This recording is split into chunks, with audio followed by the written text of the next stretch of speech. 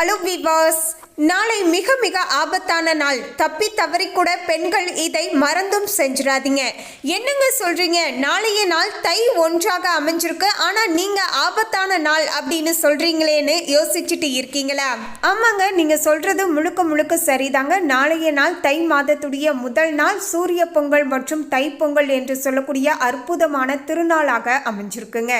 இந்த நாட்களில் பார்த்தீங்கன்னா நம்ம செய்யக்கூடிய ஒரு சில செயல்களானது நமக்கு பல மடங்கு புண்ணியத்தை பெற்றுத்தரக்கூடுங்க. அதே சமயம் நம்ம தெரியாமல் கூட இந்த ஒரு சில தவறுகளை நம்ம செஞ்சுட்டு வரும்போது அதன் மூலமாக நமக்கு பாவங்கள் வரக்கூடும் அப்படிங்கிறது தான் ஒரு நிதர்சனமான உண்மை அப்படின்னு சொல்லலாம். ஆமாங்க, குறிப்பாக பெண்கள் பார்த்தீங்கன்னா எப்போதும் உங்களுடைய வீடுகளில் செய்யக்கூடிய ஒரு சில செயல்களை இந்த தை முதல் நாள் அன்று பார்த்தீங்கன்னா வரக்கூடிய இந்த பொங்கல் திருநாள் அன்று மறந்து கூட செஞ்சிடாதீங்க. குறிப்பாக சொல்லணும்னா நீங்கள் சமைக்கக்கூடிய உணவுகளில் பார்த்தீங்கன்னா இந்த பொருட்களை நீங்கள் கட்டாயமாக சேர்த்துக்கவே கூடாதுங்க. அப்படி சேர்த்துக்கும் போது பார்த்தீங்கன்னா அது நமக்கு பாவமாக அமையக்கூடும் என்பதால் பெண்கள் நாளைய தினத்தில் உங்களுடைய வீடுகளில் என்ன உணவு சமைக்கணும், என்ன உணவு சமைக்கக்கூடாது, அதோடு குறிப்பாக பார்த்தீங்கன்னா எப்பேற்பட்டவர்களாக இருந்தாலும் சரிங்க, நாளைய தினத்தில் வெறும் ஒரு 30 ரூபாயாவது செலவு பண்ணி இந்த ஒரே ஒரு பொருளை மட்டுமாவது பார்த்தீங்கன்னா ஒருத்தருக்கு இல்லைன்னா 2 பேத்துக்கு பார்த்தீங்கன்னா தானமாக கொடுத்துட்டு வர வேண்டுங்க. இதன் மூலமாக பார்த்தீங்கன்னா உங்களுக்கு அளவற்ற செல்வ சேர்க்கையானது சேர்ந்து கொண்டே இருக்கும் அப்படின்னு சொல்லலாங்க. அடுத்த வருடத்தில் வரக்கூடிய தை மாதம் வரைக்கும் கிட்டத்தட்ட அடுத்த 365 நாட்களுமே உங்களுக்கு உணவுக்கு பார்த்தீங்கன்னா பஞ்சமே வராது அப்படின்னு சொல்லலாங்க. எனவே அந்த ஒரு பொருளானது என்ன அப்படிங்கிற எல்லா விஷயத்தையுமே நம்ம தெளிவாக பார்க்கலாம். அதுக்கு முன்னாடி இன்னும் நம்ம சேனலை சப்ஸ்கிரைப் பண்ணலன்னா சப்ஸ்கிரைப் பண்ணிடுங்க. அப்படியே பக்கத்தில் இருக்கக்கூடிய பெல் ஐகானையும் ப்ரெஸ் பண்ணிடுங்க. வாங்க வீடியோக்குள்ளே போகலாம். 15/1/2025 வரப்போகின்ற மங்களகரமான வியாழக்கிழமை அன்று குரு பகவானுக்கு உரிய நாளன்று தான் பார்த்தீங்கன்னா தைப்பொங்கல் திருநாளானது நமக்கு அமைஞ்சிருக்குங்க.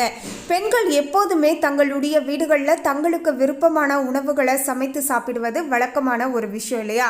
ஸோ அவங்கவுங்களுக்கு உரிய சௌகரியமான உணவுகளை சாப்பிடுவது வழக்கம். ஆனால் இது போன்ற தை மாதத்துடைய முதல் நாள் அன்று பார்த்தீங்கன்னா உங்களுடைய வீடுகளில் பார்த்தீங்கன்னா அசைவ உணவுகளை சமைக்கக்கூடாதுங்க. முழுக்க முழுக்க சைவ உணவுகளை தான் சமைக்க வேண்டும். ஒரு சிலர்லாம் பார்த்தீங்கன்னா போகி பண்டிகையான இன்றைய நாள் பார்த்தீங்கன்னா மாலை நேரத்தில் மாரியம்மன் சுவாமி கும்பிடுவது வழக்கங்க. அது மாரியம்மன் சாமி கும்பிடும்போது பார்த்தீங்கன்னா ஒரு சிலர் பார்த்தீங்கன்னா நான்வெஜ் சமைச்சு வைப்பீங்க, அதாவது கோழி கறி சமைச்சு வைப்பீங்க. அதோடு பார்த்தீங்கன்னா கருவாடு, முட்டை, கீரை இந்த மாதிரியான உணவுகளை வச்சு பார்த்தீங்கன்னா படையல் போடுவது வழக்கமான ஒரு விஷயம். ஸோ அப்படி நீங்கள் சமைப்பது தவறு கிடையாது. நீங்கள் எப்போதும் போல் மாரியம்மன் பூஜைகள் எல்லாமே முடிஞ்சதுக்கு அப்புறமேட்டு இந்த நாள் கொஞ்சம் மீதமாகுது அப்படின்னு சொல்லிட்டு அந்த நான்வெஜ்ஜை பார்த்தீங்கன்னா அடுத்த நாள் எடுத்து வச்சுட்டு, அதாவது தைப்பொங்கலான நாளைய தினத்தில் எடுத்து வச்சு அந்த உணவுகளை நீங்கள் நாளைய தினத்தில் சாப்பிடக்கூடாது. நம்ம பெரும்பாலானோர் பார்த்தீங்கன்னா ஃபுட்டை வேஸ்ட் பண்ணக்கூடாது அப்படின்னு சொல்லிட்டு மீதமாக இருக்கக்கூடிய உணவை அடுத்த நாள் எடுத்து வச்சு சாப்பிடக்கூடிய பழக்கம் நம்ம பெரும்பாலானோருக்கு இருக்குங்க. ஆனால் இன்னொரு மிக முக்கியமான விஷயம் என்னென்னா, எப்பயுமே நான்வெஜ் பொருட்களை பார்த்தீங்கன்னா சமைக்கக்கூடிய குழம்பாக இருந்தாலும் சரி எதுவாக இருந்தாலும் சரிங்க அடுத்த நாள் வச்சு சாப்பிடுவதை முடிஞ்ச அளவுக்கு தவிர்த்துக்கோங்க. இது ரொம்ப ரொம்ப ரொம்ப பார்த்தீங்கன்னா உடம்புக்கு கெடுதல். அதே போல தாங்க இன்னைக்கு சமைச்சு கொஞ்சம் மீதமாக இருக்குது அப்படின்னு சொல்லிட்டு அதை நாளைய தினத்தில் தப்பி தவறி கூட பொங்கல் நாளன்று பார்த்தீங்கன்னா வீட்டில் சாப்பிட்றாதீங்க. அது முழுக்க முழுக்க தவறுங்க. ஸோ அதற்கு தகுந்தாற் போல் கொஞ்சமாக நீங்கள் எடுத்து சமைச்சு இன்றைக்கி நைட்டுக்குள்ளே பார்த்தீங்கன்னா அந்த உணவுகள் எல்லாத்தையுமே காலி பண்ணக்கூடிய அளவுக்கு செஞ்சு சாப்பிட்ருங்க. அதே போல் இன்றைய நாள் மாரியம்மன் சுவாமி கும்பிட்டு ஒரு 4 பேருக்கு உணவையும் நீங்கள் போடுவது ரொம்பவே பார்த்தீங்கன்னா சிறப்புங்க. ஸோ அதனால் முழுக்க முழுக்க நாளைய தினத்தில் பார்த்தீங்கன்னா என்ன சமைக்கக்கூடாது, நான்வெஜ் சமைக்கக்கூடாது. அதே போல் பார்த்தீங்கன்னா பூண்டு, வெங்காயம் இதெல்லாமே பார்த்தீங்கன்னா நீங்கள் வந்து குழம்பு வைக்கும்போது பார்த்தீங்கன்னா அதில் நீங்கள் சேர்த்துக்கக்கூடாதுங்க. நல்லா ஞாபகம் வச்சுக்கோங்க. பூண்டு, வெங்காயம் இந்த 2 பொருட்கள், இஞ்சி இந்த 3 பொருளையுமே பார்த்தீங்கன்னா சேர்த்துக்கக்கூடாதுங்க. மற்றபடிக்கு எந்த காய்கறிகளாக இருந்தாலும் சரிங்க.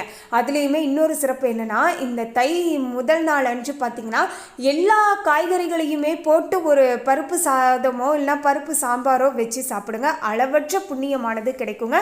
வாழ்நாள் முழுவதுமே பார்த்தீங்கன்னா உங்களுக்கு உணவுக்கு பஞ்சமே வராது அப்படின்னு சொல்லலாங்க. உங்கள் வீட்டில் என்னென்ன காய்கள் இருக்கோ அனைத்து காய்களையுமே பார்த்தீங்கன்னா கூட்டு போல் பார்த்தீங்கன்னா எல்லாமே செஞ்சு நீங்கள் வந்து சாப்பிட்டு சாப்பிடுங்க. ஆனால் வெங்காயம், பூண்டு, இஞ்சி இதை மட்டும் அவாய்ட் பண்ணிவிடுங்க. அதே போல் நான்வெஜ் பார்த்திங்கன்னா சமைக்கக்கூடாது. மீதமாகி இருந்தாலுமே அதை நீங்கள் கீழே போட்டுருங்க. இல்லை அப்படிங்கிற பட்சத்தில் பார்த்திங்கன்னா முடிஞ்ச அளவுக்கு கம்மியாக எடுத்து சமைச்சு சாப்பிடுங்க. அதே போல் பார்த்திங்கன்னா இந்த நாள் பார்த்திங்கன்னா ஒரு 4 பேருக்கு நீங்கள் உணவு போடுங்க. அதுவுமே உங்களுக்கு புண்ணியத்தை பெற்றுத்தர கொடுங்க.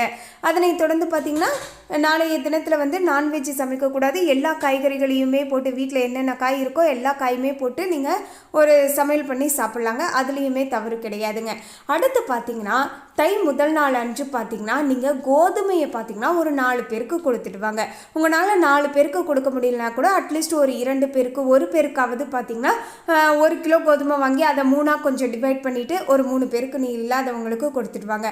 அதே போல் உங்கள் வீட்டு பக்கத்தில் ஏதாவது ஆர்ப்பணிச்சு, அதாவது ஆசிரமம் ஏதாவது இருக்குது அப்படின்னா அந்த ஆசிரமத்துக்கு போய் ஒரு 5 கிலோ கோதுமை இந்த மாதிரியெல்லாம் வாங்கி கொடுங்க. இதன் மூலமாக பார்த்திங்கன்னா செல்வ வளமானது அதிகரித்து கொண்டே இருக்கும் அப்படின்னு சொல்லுவாங்க. அதோடு நாளைய தினத்தில் பார்த்திங்கன்னா நீங்கள் பார்க்கக்கூடிய அனைவருக்குமே வந்து பொங்கல் வாழ்த்துக்கள் சொல்லுங்கள். பொங்கலோ பொங்கல், பொங்கல் வாழ்த்துக்கள் அப்படின்னு மனசார பார்த்திங்கன்னா நீங்கள் மற்றவங்களுக்கு சொல்லிட்டு வாங்க. அது மட்டும் கிடையாதுங்க. நாளைய தினத்தில் பார்த்திங்கன்னா பெண்கள் வீடுகளில் பொங்கல் வைப்பது இயல்பான ஒரு விஷயம். ஆனால் நம்ம பெரும்பாலானோர் என்ன தப்பு பண்ணுறோம் அப்படின்னா ஒரே ஒரு பொங்கல் தான் வைக்கிறோம். இது முற்றிலுமாக தவறுங்க. 2 பொங்கல் வீட்டில் வைக்கணும். ஒன்று பால் பொங்கல், இன்னொன்று சர்க்கரை பொங்கல். இந்த 2 பொங்கலை பார்த்திங்கன்னா எப்போதுமே வச்சு வழிபாடுகள் செய்து கொள்வது தான் ரொம்பவே சிறப்பு அப்படின்னு சொல்லலாங்க. அதே போல் நாளைய தினத்தில் பானைக்கு நம்ம கட்டக்கூடிய மஞ்சள் கொத்து, கரும்பு இதெல்லாம் வாங்குகிறோம் இல்லையா, இந்த பொருட்கள் வாங்கும்போது மற்றவங்க கிட்ட பேரம் பேசி வாங்கக்கூடாதுங்க.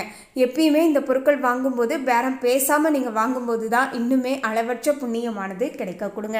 ஸோ இந்த விஷயங்கள் எல்லாத்தையுமே கொஞ்சம் பார்த்து நீங்கள் அதற்கு தகுந்தாற் போல் பார்த்திங்கன்னா நடந்துக்கோங்க. இதன் மூலமாக உங்களுக்கு அளவற்ற புண்ணியமானது உங்களுக்கு கிடைக்க கொடுங்க. நல்லா ஞாபகம் வச்சுக்கோங்க. நாளைய தினத்தில் என்னென்ன செய்யக்கூடாது, என்னென்ன செய்யணும் அப்படிங்கிறத தெரிஞ்சுக்கிட்டு பெண்கள் உங்களுடைய வீடுகளில் செய்து வழிபாடுகள் செஞ்சு பாருங்க. உங்களுக்கு அற்புதமான மாற்றமானது ஏற்பட கொடுங்க. பொதுவாகவே தை பிறந்தால் வழி பிறக்கும் அப்படின்னு சொல்லுவாங்க இல்லையா, அதற்கு ஏற்பதாங்க பார்த்தீங்கன்னா இது போன்று முறையான பூஜைகளை செய்து இந்த தை மாதத்தை நீங்கள் வரவேற்றுட்டு வரீங்க அப்படிங்கிற பட்சத்தில் நிச்சயமாக உங்களுடைய வாழ்க்கையில் தற்போது இருக்கக்கூடிய அனைத்து விதமான சங்கடங்களும் கஷ்டங்களும் தீர்ந்து உங்களுடைய வாழ்க்கையில் நல்லது நடக்கும் அப்படிங்கிறது தான் ஒரு யதார்த்தமான உண்மை அப்படின்னு சொல்லலாம். தை திருநாளை வரவேற்க அனைவருமே நாளைய தினத்தை எதிர்பார்த்து காத்து கொண்டு இருக்கின்றோம். நாளை தை முதல் நாள், தை திருநாள், தை பொங்கல் அப்படின்னு சொல்லலாங்க. இது பார்த்தீங்கன்னா மகர சங்கராந்தி என்றும் சொல்லுவார்கள். இந்த தை பொங்கல் அன்று நம்முடைய வீடுகளில் பொங்கல் வைத்து சூரிய பகவானுக்கு நன்றி தெரிவிப்பது வழக்கங்க. சூரிய பகவானுக்கு மட்டுமல்லங்க, உழவர்களுக்கும் இந்த நாளில் நாம நன்றியை தெரிவிக்க வேண்டும். வருடத்திற்கு ஒருமுறை வரக்கூடிய இந்த தை திருநாள் அன்று நாம செய்ய வேண்டிய 5 விஷயங்கள் என்னென்ன, செய்யக்கூடாத 5 விஷயங்கள் என்னென்ன அப்படிங்கிறதையும் நம்ம தெளிவாக பார்க்கலாம். தைப்பொங்கல் அன்று அதிகாலை வேளையில எழுந்து குளித்து முடித்த பிறகு புத்தாடை அணிய வேண்டும். தை திருநாள் சூரிய பகவானுக்கு உரிய திருநாள். சூரிய பகவானுக்கு உரிய தானியம் அப்படின்னு எடுத்துக்கிட்டிங்கன்னா கோதுமைங்க. கோதுமை தானம் நாளைய தினம் செய்வது சிறப்புங்க. ஒரு ஆசிரமத்திற்கோ இல்லைனா முதியோர் இல்லத்திற்கோ 5 கிலோ கோதுமை வாங்கி தானம் கொடுங்க. ரொம்ப ரொம்ப நல்லதுங்க. நாளை சூரியன் உதயமாக கூடிய நேரம் அப்படின்னு எடுத்துக்கிட்டிங்கன்னா காலையில் 6 மணியில இருந்து 7 மணிக்குள்ள. ஸோ சூரிய பகவானை பார்த்தவாறு நின்று கிழக்கு நோக்கி நின்று கொண்டு உதயமாகின்ற சூரிய பகவானை பார்த்து நீங்கள் என்ன வேண்டுதலை வைத்தாலுமே அது உடனே பலிக்குங்க. தை 1ஆம் தேதி அதிகாலை உதயமாக கூடிய சூரியனை பார்த்து தரிசனம் செய்யுங்க. நிச்சயம் இந்த வருடம் முழுவதுமே உங்களுக்கு நல்லதானது நடக்க கொடுங்க. சூரிய பகவானுக்காக பார்த்தீங்கன்னா செம்பருத்தி பூவை மட்டுமாவது நீங்கள் வைக்க வேண்டுங்க. இதை விட்டுட்டிங்கன்னா இட்லி பூ அப்படின்னு சொல்லுவாங்க. இது ரொம்ப ரொம்ப ரொம்ப பார்த்தீங்கன்னா சூரிய பகவானுக்கு உகந்ததுங்க. முடிஞ்ச அளவுக்கு இட்லி பூ வைக்க பாருங்க. ஒருவேளை கிடைக்கல அப்படிங்கிற பட்சத்தில் வேண்டுமென்றால் செம்பருத்தி பூவை வைக்கலாம். விவசாயம் செழிக்க சூரிய பகவானையும் வருண பகவானையும் ஒரு சேர சேர்த்து வணங்கி உழவர்களுக்கு நன்றி நன்றி என்று 3 முறை நம்ம சொல்ல வேண்டும். அதாவது விவசாயம் செழிக்க சூரிய பகவானையும் வருட பகவானையும் ஒரு சேர சேர்த்து நம்ம நன்றின்னு 3 முறை சொல்லணுங்க. மேலும் நாம இன்று 3 வேளை சாப்பாடு சாப்பிடுகின்றோம் என்றால் அதற்கு காரணம் உழவர்களும் சூரிய பகவானும் அந்த வருண பகவானும் தான். ஸோ அவர்களை ஒரு நாள் மனதார நினைத்து நன்றி செலுத்துவதில் எந்தவித தவறுமே கிடையாது அப்படின்னு சொல்லலாங்க. ஸோ நன்றி சொல்ல நம்ம மறவாமல் இருக்க வேண்டும். அதே சமயம் வீட்டு பெரியவர்கள் குழந்தைகளுக்கு பொங்கல் வாழ்த்துக்களை நம்ம வாயார மனதார சொல்ல வேண்டும். உங்களுடைய வீட்டில் இருக்கக்கூடிய குழந்தைகள், உங்களுடைய சொந்த பந்த குழந்தைகள், தெரிந்த குழந்தைகளுக்கு உங்களால் முடிந்த 10 ரூபாயாவது பரிசு பொருளாக கொடுக்க வேண்டும். 500 ரூபாய்க்கு 10 ரூபாயாக மாற்றி வைத்துக் கொள்ளுங்கள். தெரிந்த குழந்தைகள் கையில் எல்லாமே பார்த்தீங்கன்னா 10 ரூபாயை கொடுத்து பொங்கல் வாழ்த்துக்களையும் சொல்லுங்க. இந்த வருடம் உங்களுக்கு எந்த அளவுக்கு செல்வ வளமானது இரட்டிப்பாகும் என்பதை சொல்றதுக்கு வார்த்தையே கிடையாதுங்க. ஸோ முடிஞ்ச அளவுக்கு பார்த்தீங்கன்னா ஒரு 100 ரூபாயாவது 10 பார்த்தீங்கன்னா நீங்கள் எடுத்து வச்சுக்கோங்க. ஒரு 10 குழந்தைகளுக்கு பார்த்தீங்கன்னா கையில் 10 ரூபாய் காசு கொடுத்து பொங்கல் அப்படின்னு சொல்லி பாருங்க. நிச்சயமாக உங்களுடைய வாழ்க்கையிலுமே செல்வ வளமானது நீங்கள் எதிர்பார்க்காத அளவுக்கு பெருக ஆரம்பிக்கும். உங்களுடைய உடன் பிறந்தவர்களுக்கு, சகோதர சகோதரிகளுக்கு உங்களால் முடிந்த அளவுக்கு சீர்வரிசையை செய்ய வேண்டுங்க.